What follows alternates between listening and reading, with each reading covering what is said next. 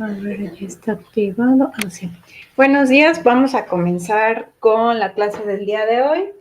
Revisaremos pues un poquito a detalle el cáncer, ¿no? De forma muy general, no vamos a especificar si cáncer de pulmón, cáncer de mama, más bien toda esta cuestión de neoplasias. Ahora, la clase pasada estábamos revisando las alteraciones hepáticas y recordemos que son graves en el sentido de que el hígado está encargado de múltiples funciones metabólicas de biotransformación que son importantes para nuestro organismo. Revisábamos también que, por ejemplo, lesiones en el hígado muchas veces son precursores pues para lo que es un cáncer, ¿no? Un hepatocarcinoma. Y pues veíamos igual las complicaciones más frecuentes. En cuanto a lo que es el cáncer, dentro de diferentes teorías se cree que el desarrollo del cáncer es derivado de la función genética porque finalmente existen oncogenes, los cuales son los que promueven el crecimiento del tumor y el cambio en la muerte programada. Entonces, lo que ocurre es que se inhiben vías de muerte celular propias del organismo y al estar inhibidas, las células cancerosas pues crecen, ¿no? Entonces, los genes supresores de tumores representan lo contrario a los oncogenes. Sin embargo, pues cuando está la parte genética, no les digo, estos genes supresores están silenciados. Entonces, más o menos en cuestión genética, se sabe que el 5 al 10% de los cánceres son resultado de funciones genéticas, ¿no? Principalmente. Y dentro de lo que está en relación a los factores relacionados con cáncer hereditario, pues ese tipo de cáncer poco común o el cáncer que es raro, o un diagnóstico de cáncer a una edad más temprana de lo habitual, personas con un tipo de cáncer en las que se diagnostica otro tipo de cáncer. Ojo, no es lo mismo que metástasis, ¿no? También cuando se tiene un cáncer infantil en un conjunto de hermanos, también cierto tipo de cánceres que se están observando en poblaciones étnicas específicas y síndromes conocidos de cáncer, como es el caso del cáncer colorectal hereditario sin pólipos o el síndrome de Lynch, que normalmente este síndrome genera que individuos sufran mayor riesgo de desarrollar tumores digestivos, aparte de tumores de ovario, útero, cerebro o piel. Entonces, si bien la parte genética es responsable de un porcentaje chiquito, no quiere decir que no cuente. ¿Por qué? Porque tenemos estas situaciones muy particulares y yo creo que todos conocemos a alguien que se sabe, ¿no? Justamente esta parte de, sí, en mi familia o tengo un conocido que tiene este tipo de cáncer, este problema grave. En cuanto a la nutrición y el cáncer, todos lo sabemos y es un hecho de que la nutrición puede modificar el proceso de cáncer en cualquier etapa. Asimismo, la expresión génica puede ser potenciada o alterada por diferentes nutrimentos que estén presentes en la dieta en cualquier momento del ciclo vital. Entonces, no es que vaya aislada la alimentación, porque factores como el sedentarismo, el exceso de peso, sobre todo a expensas del tejido adiposo, son vinculados también con el cáncer. Y sobre todo, ¿qué hacen y qué encontramos en diferente evidencia epidemiológica? Buscan una relación entre el patrón de la alimentación con el desarrollo de cáncer y que desgraciadamente existe un nivel de complejidad elevado porque existen diferentes patrones de alimentación, También en una dieta normal, así sea saludable, existen diversos productos químicos y no solo los que se añaden, también los que son propios de algunas plantas. Y tenemos que también no se conoce a fondo el efecto de algunos otros compuestos. Por ejemplo, en esta cuestión entra los herbicidas naturales o las sustancias producidas por las plantas para protegerse de hongos, insectos o también, por ejemplo, algunas micotoxinas que no sean como muy conocidas o muy estudiadas. Aparte en la alimentación, recordemos que entra en juego esta parte de lo que es el método de preparación y de conservación que juegan un papel importante.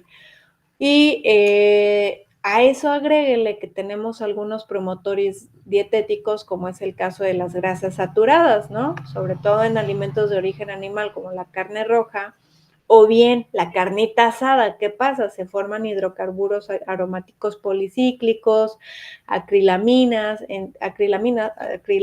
perdón, entre otros más. Y entonces, pues a veces no es tan sencilla la cuestión también porque, ¿qué ocurre? Pues a veces en la alimentación un solo cambio conlleva varias modificaciones más. Por ejemplo, si yo decido disminuir mi consumo de proteínas de origen animal, pues trae como consecuencia una reducción en el consumo de las grasas animales, ¿no? Y empiezo a incorporar otros grupos de alimentos, como puede ser el grupo de las verduras, proteínas de origen vegetal, perdón, por parte de los cereales y por parte de las leguminosas. Entonces, realmente los factores dietéticos no se pueden relacionar con el cáncer de forma aislada porque es una interacción muy compleja. Ahora, en cuanto a otros factores dietarios relacionados, tenemos nosotros varios más. Sin embargo, en cuanto al cáncer, me gustaría destacar que, pues bueno, cuando hablamos, les digo, sea cual sea la causa, sea genética, sea la dieta, empieza una fase conocida como la iniciación, que es justamente la transformación de las células. Empiezan a ser células deformes, alteradas. Al estar inhibidas las vías de supresión de estas células alteradas, se empiezan a multiplicar, conocido como la promoción, y posteriormente se van agregando, van migrando a otras partes, que podemos aquí hablar de la metástasis, ¿no? En la etapa de la progresión. Entonces, aquí les decía en cuanto a la nutrición, que entra, ¿no? Sin embargo, tenemos muchos factores, pues el peso, ¿no? Expensas del tejido adiposo, agreguémosle el sedentarismo, agreguémosle los xenobióticos, cuál sea el patrón de alimentación, también la exposición ambiental a diferentes componentes, agréguenle el ciclo vital, que bueno, todos somos absolutamente vulnerables, ¿no? Y que esto en sumatoria pues da por resultado que un proceso de cáncer se pueda potenciar o puedan existir alteraciones genéticas que nos lleven al cáncer. Entonces, mencionaba que tenemos diferentes factores, como el caso del alcohol, pues sobre todo con el riesgo de cáncer de boca, de faringe, de laringe, del esófago, del colon, del hígado, principalmente con el tubo digestivo, si se dan cuenta, pero no es exclusivo porque también está asociado con cáncer de pulmón y cáncer de mama. Ahora, ¿qué pasa muchas veces? El alcohol se llega a acompañar de alcohol más tabaco. Entonces, potencia aún más el efecto, ¿no? Otro factor, por ejemplo, en personas que tienen etilismo crónico, pues muchas veces están desnutridas, entonces ahí entra en una de las causas. Y si las personas, pues normalmente les agrada tomar una copita de vino, que bueno, pues a todos nos cae bien de vez en cuando, pues no es lo mismo, ¿no? Porque estamos conscientes de que en ese caso se recomienda que el consumo sea moderado, es decir, 2 copitas más o menos para los hombres y una para el caso de las mujeres. Una copita o bueno, una porción, por así decirlo, sería una cervecita o unos 150 mililitros de vino. o bien 45 mililitros de un licor pues, concentrado, ¿no? De uno fuertecito. Otro factor que tiene importancia es la ingesta energética que se esté teniendo, porque les decía, sobre todo la obesidad en relación con el crecimiento a expensas del tejido graso, pues altera su perfil hormonal, su perfil endocrino, entonces hay más marcadores de inflamación y por esto puede traer alteración. También la obesidad, la edad, estado de hiperglucemia, todo esto que me lleva a un síndrome metabólico desempeña una función muy importante sobre los niveles circulantes de factores de crecimiento, como el factor de crecimiento similar a la insulina, el que tenemos aquí, el IGF-1, ahí está, ya me lo está marcando, que se asocia o se cree que es un compuesto relacionado con el desarrollo del cáncer. También normalmente este IGF-1 está principalmente aumentado cuando aumentan los niveles de insulina. ¿Cuándo aumentan los niveles de insulina? Cuando existe una resistencia a la insulina. Recuerden que en las etapas iniciales está una hiperinsulinemia. Ahora, la actividad física es otro componente importante por múltiples beneficios, no por afecciones, sino por beneficios asociados. Sobre todo se recomienda llevar una frecuencia durante toda la semana. Y aquí el punto clave es que el logro y el mantenimiento de un equilibrio energético, un peso, sobre todo un tejido graso adecuado, pues es el objetivo de salud principal para absolutamente todas las personas, incluidos los sobrevivientes de cáncer. Y pues cualquiera sea la edad, ¿no? Tenemos afortunadamente diferentes tipos de actividades que podemos realizar en diferentes categorías, ¿no? Desde aquellos que son ejercicios o que podemos realizar durante un tiempo libre, es decir, a lo mejor a mí me encanta la danza y destino semanalmente un tiempo para este tipo de actividades, o bien puedo tener actividades intensas como decir, a mí me encanta a lo mejor irme a trotar, ¿no? Y aprovecho a ir constantemente en la semana. También si se practica deporte de forma constante en la semana, o bien tengo actividades constantes en casa, sobre todo cuando nos dedicamos a actividades de jardinería, ¿no? O que estamos haciendo arreglos fuertes, pues consideran, ¿no? O suponen un gasto energético. También actividades en el lugar del trabajo, pues bueno, cuando trabajamos sedentario en oficina, perdón, no tanto, pero para aquellas personas que trabajan en la maquila, sí supone un gasto considerable. En cuanto a otros componentes que están contenidos en los alimentos, les había mencionado las grasas. Principalmente los hallazgos en cuanto a las grasas y al cáncer, desgraciadamente, tienen ciertas inconsistencias porque se relaciona con ciertos tipos de cáncer, pero no toda la evidencia. Sin embargo, dentro de estas asociaciones existen variables que se consideran como el procesamiento. Es decir, si en el procesamiento se generan aminas heterocíclicas o los hidrocarburos aromáticos policíclicos por la forma de cocción, también compuestos N-nitroso cancerígenos, o bien el efecto que puede tener sobre la relación que está teniendo con el grupo M de los alimentos de origen animal. Es por esto que muchas entidades de salud recomiendan que el consumo de carnes procesadas, pues ahí, bueno, ahí no puso una hamburguesita, ¿verdad? Pero carnes procesadas y carnes rojas se mantenga en una cantidad razonable y promover el consumo de ácidos grasos, tal es el caso del omega 3, ¿no? Principalmente porque está asociado con la reducción de cáncer principalmente. ¿Por qué? Porque disminuye la inflamación y pues aumenta la apoptosis de células cancerígenas. En cuanto a las dietas basadas en vegetales principalmente porque funcionan como inhibidores de mecanismos antiinflamatorios, inducen a cambios en la expresión génica y de la actividad hormonal gracias a los diferentes fitoquímicos contenidos, ¿no?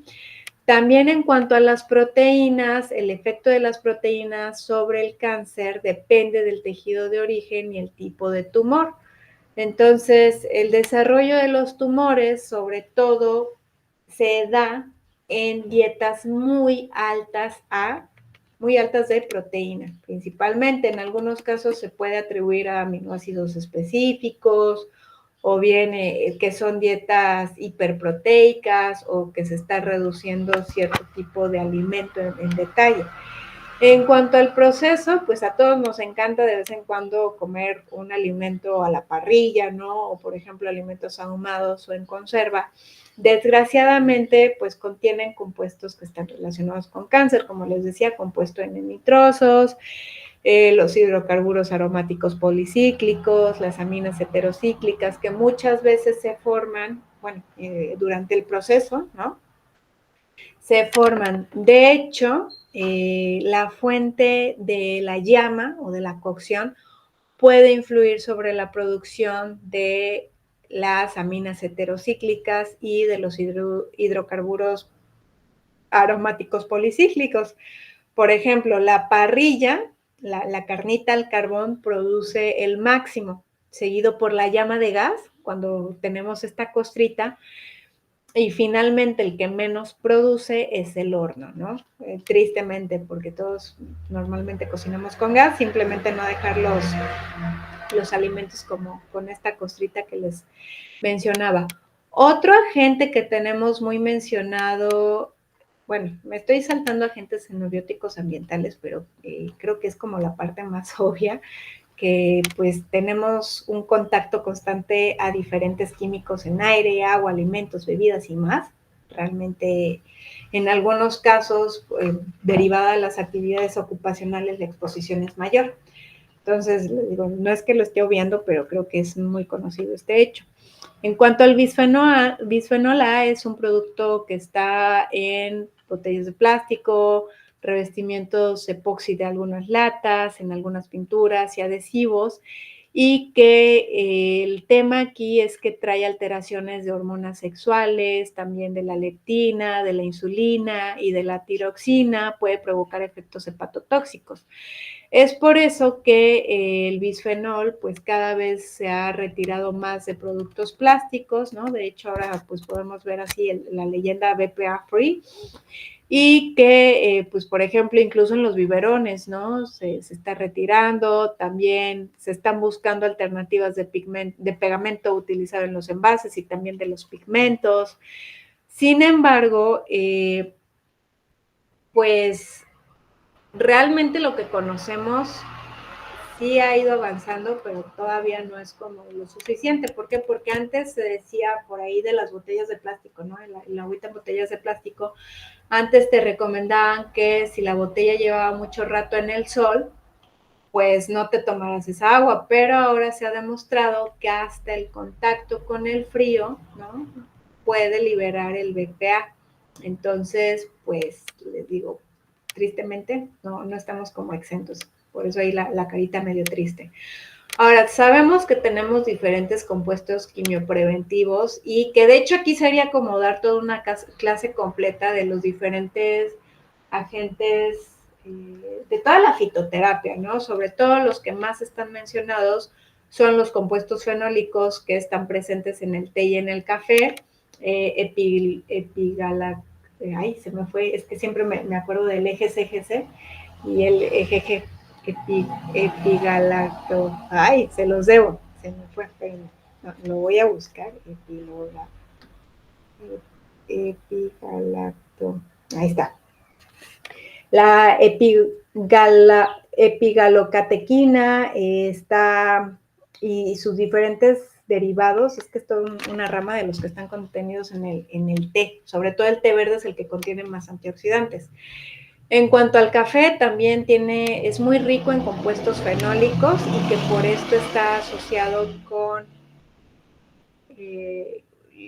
la prevención, ¿no? Con compuestos fitoquímicos, También el folato y el ácido fólico realmente son importantes porque, como hemos revisado, participan en procesos propios del ADN. Entonces, cuando tenemos una dieta deficiente y en folato y en ácido fólico, pues viene una malformación de ADN. También la vitamina B12 tiene una participación muy importante, pero tenemos diferentes fitoquímicos contenidos. Por ejemplo, podemos hablar de los licopenos, de las antocianinas, de los polifenones, alfa y betacarotenos, de las criptoxantinas, flavonoides, luteínas, zeaxantinas, sulforafanos, índoles, sulfuro de alilo. De hecho, de los sulfuros de alilo,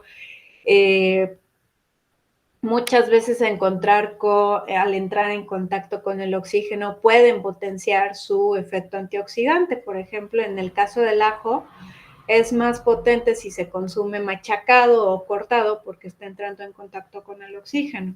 Entonces, igual el licopeno normalmente tiende a ser más potente cuando se somete, por ejemplo, el jitomate a cocción, se potencia más el efecto. Todo lo que tenga colorcito, pues trae ventajas. En cuanto a poder establecer un diagnóstico y conocer los estadios del cáncer, el cáncer puede tener síntomas muy variables. Sin embargo, la valoración en la etapa más temprana es algo crucial porque muchos de los síntomas del cáncer inicial afectan la capacidad de la persona para comer, digerir y absorber alimentos.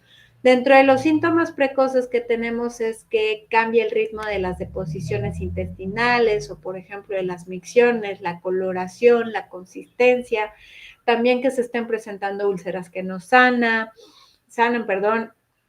que se estén presentando sangrados o secreciones anómalos, que se encuentre un bulto o un engrosamiento en cualquier parte del cuerpo, sobre todo el cáncer de mama. El cáncer de mama es el más mencionado, que se estén teniendo problemas de dispepsia. Recuerden que uno de los síntomas de cáncer de esófago pues es la dispepsia. También que una verruguita o un lunar esté teniendo cambios, que la voz de pronto se haga ronca, ¿no? Sin alguna explicación, o que haya una tos persistente. Existen algunos constitucionales, signos constitucionales, es decir, que se esté teniendo anorexia, fatiga, se esté perdiendo peso sin una explicación, fiebre, sudoraciones sin explicación, anemia a pesar de que la dieta pueda ser adecuada, el consumo pueda ser adecuado. Y tenemos datos ya tristemente de una situación de metástasis cuando hay dolor en cualquier parte del cuerpo, los ganglios están aumentados o algún órgano está aumentada, hay tos persistente y que puede tener ahí el ronquidito, ¿no? Existe un dolor óseo con o sin fracturas y se acompañe con otros síntomas neurológicos, otros dolores o piquetitos, sensación de quemor. Entonces, una vez que el cribado es sugerente a cáncer, es importante evaluar los antecedentes médicos, sociales y familiares, hacer el examen físico y hacer las pruebas pertinentes, una prueba de imagen, una biopsia tumoral. De hecho, se tienen análisis de laboratorio específicos, por ejemplo, para marcadores tumorales, se puede hacer la alfa-fetoproteína, el antígeno del cáncer, el antígeno de cáncer carcinoembrionario, el antígeno prostático específico y cualquier otra sustancia en la sangre o el líquido corporal que se esté sospechando que se está desarrollando el cáncer. Y las histopatologías pues nos sirve para revisar los diferentes tejidos, hacer pruebas de citometría, exámenes en células, incluso en los cromosomas, porque sabemos que hay cánceres muy particulares. No quiere cambiar, denme un segundito.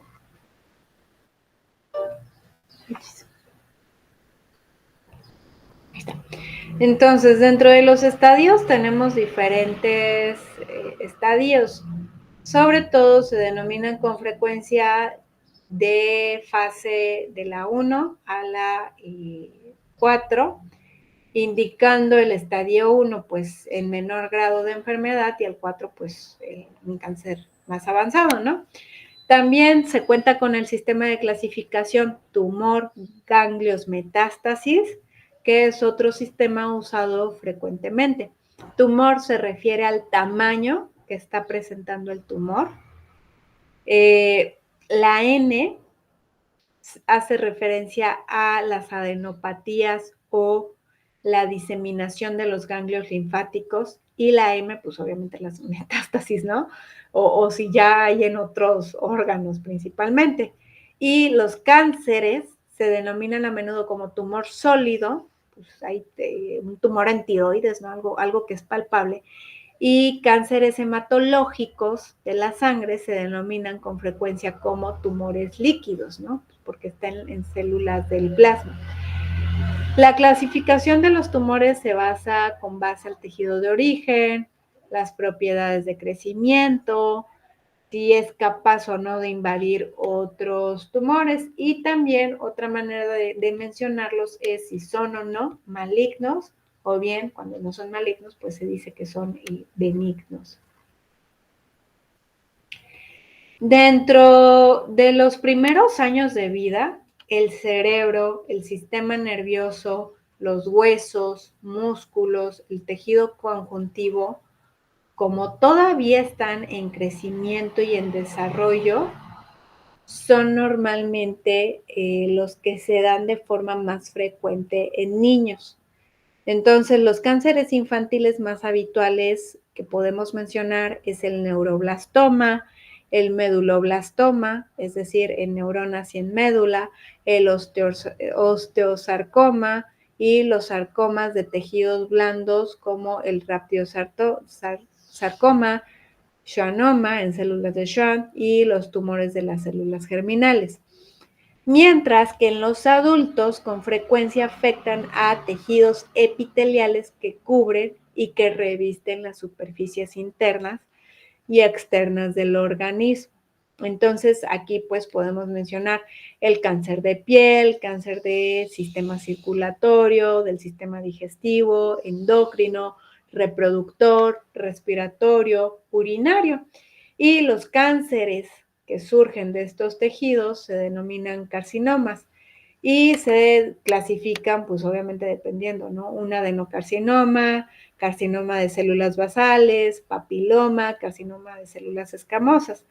En el caso de las leucemias, los linfomas y los mielomas son cánceres del sistema inmunitario. Y bueno, ay, perdón, ahí no se los puse, nomás les puse leucemia, linfomas, mielomas. Ahí nada más tomen nota de que hacen alusión al sistema inmunitario. Y pueden aparecer en niños y en adultos. Sobre todo, pues en los niños es más dado, pero no es exclusivo. Realmente puede aparecer en cualquiera. Y, por ejemplo, en el caso del mieloma es un cáncer que se origina en las células plasmáticas de lo que es la médula ósea y con frecuencia se desarrolla en adultos mayores. Ay, no cambia. En cuanto al tratamiento médico, pues realmente dependerá la fase de la cual estemos hablando, porque podemos hablar que se haga uso de un tratamiento antineoplásico, radioterapia, una intervención quirúrgica o bien la quimioterapia. Las formas básicas de reproducción de células normales y malignas las podemos ver aquí. G0, una fase de reposo, G1, una fase posmitótica, donde se sintetiza ARN y proteínas. Tenemos la fase S, donde se está sintetizando ADN. Tenemos la fase G2, que es una fase premitótica, segunda fase en la que se sintetiza ARN y proteínas, y la fase M, que es la fase de mitosis y de la división celular. Normalmente la mayoría de los agentes quimioterapéuticos se clasifican por su actividad bioquímica y su mecanismo de acción como agentes alquilantes, es decir, actúan en el ciclo celular sea cual sea la fase, no es específico. y también están clasificados como antimetabolitos, es decir, que sí son específicos del ciclo celular, sobre todo en la fase S, que es cuando se está sintetizando el ADN. Y también tenemos los taxanos, que son específicos de la fase M, ¿no? En la mitosis y en la división celular. La bioterapia es el uso de agentes biológicos para producir efectos contra el cáncer indirectamente mediante la inducción, la mejora o la supresión de la propia respuesta inmunitaria del individuo. Y tenemos agentes antiangiógenos, como el nombre lo está haciendo alusión, angiogénesis, ¿no? Pues antiangiogénesis, que se usan para inhibir el desarrollo de nuevos vasos sanguíneos que requiere esa zona cancerígena. Entonces, de este modo, se evita el crecimiento, la invasión y la propagación. También existe el tratamiento hormonal que se usa en cánceres susceptibles a hormonas, porque lo que hacen es bloquear la fuente de la hormona o del lugar del receptor. Por ejemplo, en el cáncer de mama a veces se utiliza. Y en el caso de la radioterapia consiste en radiaciones de alta energía en dosis múltiples fraccionadas o bien productos químicos radioactivos para tratar el cáncer. La cirugía, pues es lo más fácil porque es quitar el tejido adiposo, ¿no? En cuanto a... ¡Ay! No cambia. Permítanme tantito ahorita que resuene. Ahí está. En cuanto a lo que es la respuesta, pues básicamente yo ahí, perdonen que se los haya puesto bien simplista, ¿verdad? Podemos decir que hay una mejora cuando está existiendo una respuesta completa o parcial al tratamiento. Decimos que está estable cuando pues está igual o no ha modificado, ¿no? Ni para atrás ni para adelante. O podemos decir que ha empeorado cuando ya está progresando la enfermedad, ¿no? Pues ahora hay metástasis en X y Y órgano. Lo que afecta la respuesta de un individuo es la carga tumoral, es decir, cuanto mayor es el tumor, mayor es el riesgo de enfermedad metastásica. También qué tasa de crecimiento tumoral está teniendo, sobre todo aquellos tumores que crecen rápido son muy agresivos. La resistencia a los medicamentos, sobre todo hay tumores que mutan a medida que crecen y estas mutaciones, en estas mutaciones las nuevas células cancerosas son más resistentes al tratamiento. Pero también, pues, lo que importa es si hay enfermedades coexistentes, por ejemplo, diabetes, enfermedad renal, enfermedades cardiopulmonares, la edad, el estado funcional del individuo, incluso si hay sistemas de apoyo psicosocial, la reserva de la médula ósea y el estado general de salud. Y de hecho lo hemos revisado, o todos hemos tenido algún conocido que gracias a la actitud positiva, bueno, no positiva, sino a la actitud que tomó para afrontar el tratamiento al cáncer, marcó un diferencial en la respuesta, ¿no? Ahora, cuando decimos que ya no hay solución para este paciente, pues nos centramos en los cuidados paliativos para lograr que el paciente se sienta lo mejor posible, se alivien dolores o síntomas de la enfermedad, se disminuye el aislamiento del paciente, las sensaciones de ansiedad, el miedo y pues se pueda tener una interdependencia por más tiempo. Y pues hablamos de los cuidados terminales cuando pues ya no queda más, ¿no? Simplemente es como controlar el dolor, apoyar al paciente y a los familiares que tienen una esperanza cortita, ¿no? Y que de hecho ahí es la parte fascinante donde nos abrimos a los milagros porque resulta que le decían que tenía 3 meses y sorpresa, ¿no? Lleva 10 años. Entonces, en cuanto a la nutrición, recuerden que veíamos en evaluación del estado nutricional que existe la valoración subjetiva global para entornos hospitalarios y ambulatorios. Es una herramienta fácil de interpretar, que es de tipo subjetivo, obviamente, de lo que estamos observando. También existe una herramienta de cribado de la desnutrición para entornos hospitalarios y ambulatorios. También tenemos cuestionarios de actividades de la vida diaria para valorar cómo está este componente. También evaluación para la medición de la toxicidad frecuente para sucesos adversos. También está el índice de escala de rendimiento de Karpnowski, que son diferentes herramientas, pero bueno, aquí no, nada más me gustaría destacar la valoración global subjetiva, que es como la más mencionada. Ahora, siempre hay que estar revisando cómo es el apetito del paciente, cómo es la ingesta oral, qué síntomas están presentes, ausentes o persistentes, cómo están los parámetros antropométricos, sobre todo el peso es algo que debemos de estar monitoreando constantemente. Asimismo, las enfermedades coexistentes, que estas no estén empeorando, sino que se mantengan. Es decir, si a lo mejor tengo un paciente con cualquier tipo de cáncer y que además presenta diabetes e hipertensión, pues bueno, que yo aquí en este sentido no esté teniendo una progresión. En cuanto a los componentes de este tipo de evaluación, les digo, es la medición corporal general, la revisión de los signos vitales, la antropometría, la evaluación de las reservas grasas subcutáneas, la masa muscular y el estado de los líquidos, ¿no? Incluso si hay edema o no en los pacientes. En cuanto a los objetivos de la intervención nutricional, siempre es importante que sean específicos, que estén planteados en el individuo, es decir, que se puedan lograr, y también en que se logren disminuir las molestias en el paciente, pues por el proceso, pero aparte por el tratamiento que esté teniendo, ¿no?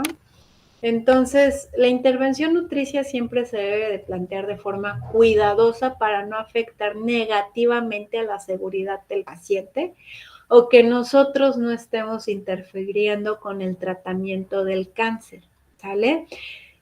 Los efectos nutricionales adversos del cáncer pueden ser graves y pueden influir en los efectos, por ejemplo, del tratamiento nutricional, como tener efectos psicológicos. Por ejemplo, un resultado frecuente es una depresión grave de las reservas de nutrientes.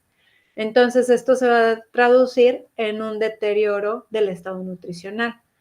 Y esto me va a llevar a desnutrición. Y este se puede agravar por la anorexia y la pérdida de peso que se van dando propios del cáncer, ¿no? Y aparte por el tratamiento. Además, la desnutrición es algo muy prevalente, se da en el 15 al 80% de los pacientes y pues puede hacer un pronóstico peor, ¿no? También siempre hay que estar evaluando cómo es el dominio de la ingesta, porque en algunos casos la ingesta puede disminuirse, o bien si hay una nutrición enteral o parenteral, se puede ver alterada y me puede traer alteraciones en el peso. También hay algo que se conoce como caquexia cancerosa y muchas veces trae en sí la pérdida de más del 7.5% del peso en un periodo de 3 meses. En cuanto a lo que es el dominio clínico o los problemas clínicos, principalmente hay que estar evaluando cómo es la función gastrointestinal respecto a al padecimiento que se esté teniendo, si hay alteraciones por el tratamiento en cuanto a la función o incluso para poder deglutir el alimento, porque yo puedo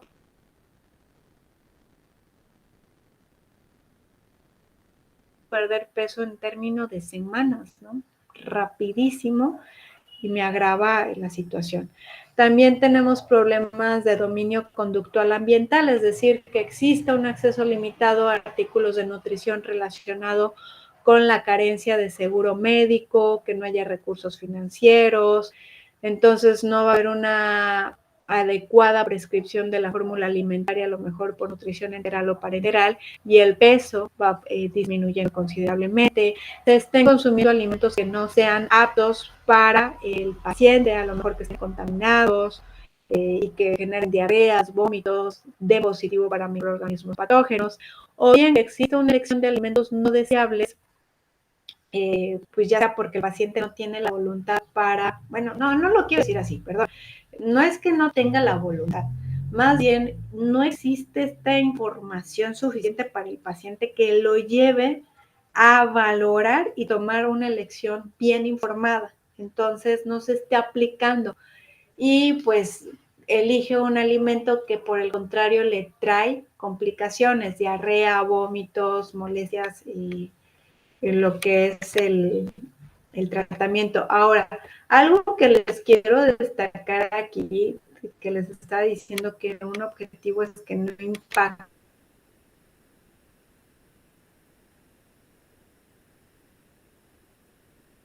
con el tratamiento, es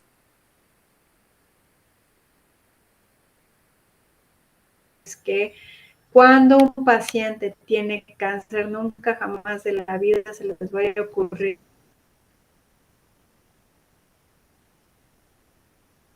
darle antioxidantes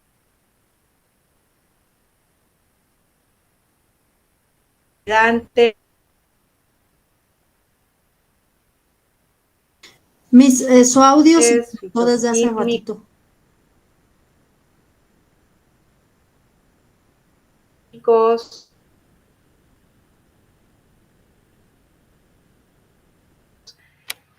Algún nutrimento que te... Liz, se perdió su audio por un momento. Digan, es que esto es la panacea, porque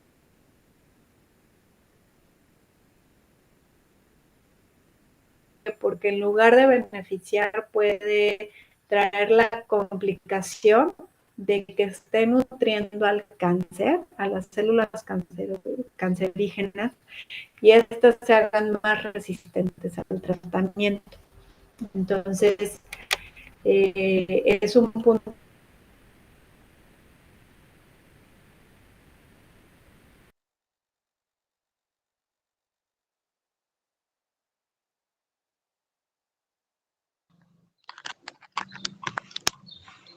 ¿Me escuchan, chicas?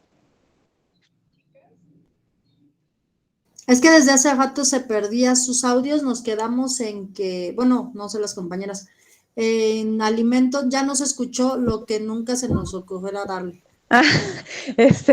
Que no se les vaya a ocurrir darles antioxidantes, vitaminas o algún nutrimento que sea como con esta cualidad, perdón, de antioxidante, porque en lugar de beneficiar al paciente, lo que van a hacer es conferirle resistencia a las células cancerígenas y entonces vamos a interferir con el tratamiento. Es lo que había dicho, realmente después de eso no dije gran cosa. Ahora, hasta aquí, chicas, les voy a dejar y les voy a hacer el siguiente comentario. Denme un segundito. Miren, ya vamos a ir cerrando la materia. Nos queda aquí cáncer y alteraciones pulmonares y psiquiátricas, ya es poquito.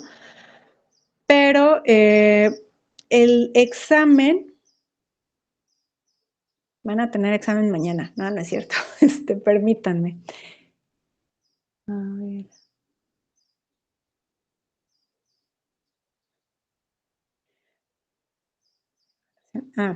En el Classroom, las que todavía no están en Classroom, les voy a mandar el link para que se conecten, si ustedes puedan tener acceso. En Classroom está lo que es la evaluación parcial. Ay, no, este no es, a ver, permítanme. Ay, es que ya sé dónde está, miento.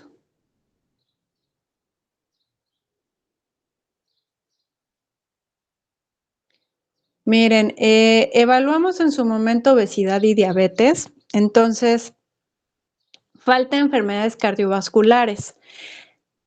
Aquí mi intención es evaluarles de una forma objetiva y que aparte a ustedes les sirva. Entonces les voy a pedir que se inscriban. Aquí está este curso virtual. Ahorita que cargue la pantalla, que creo que no está cargando.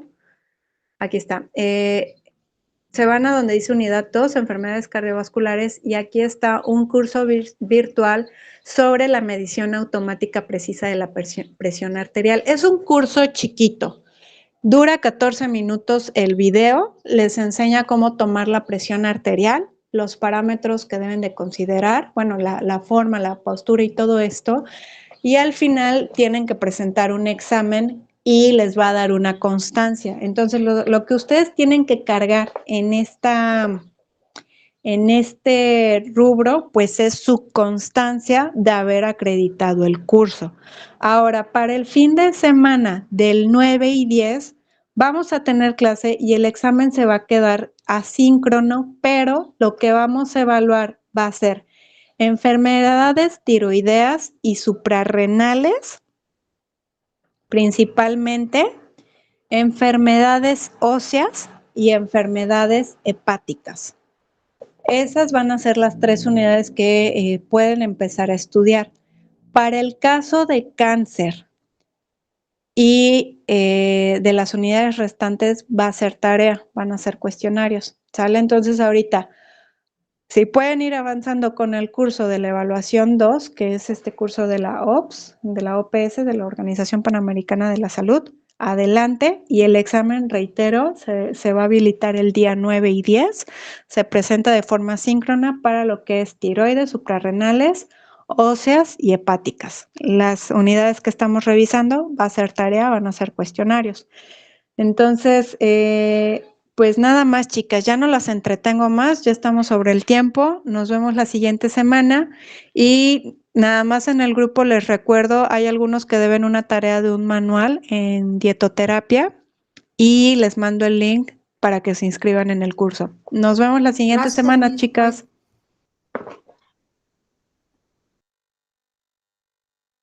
Gracias, profa. Bye, gracias, Miss.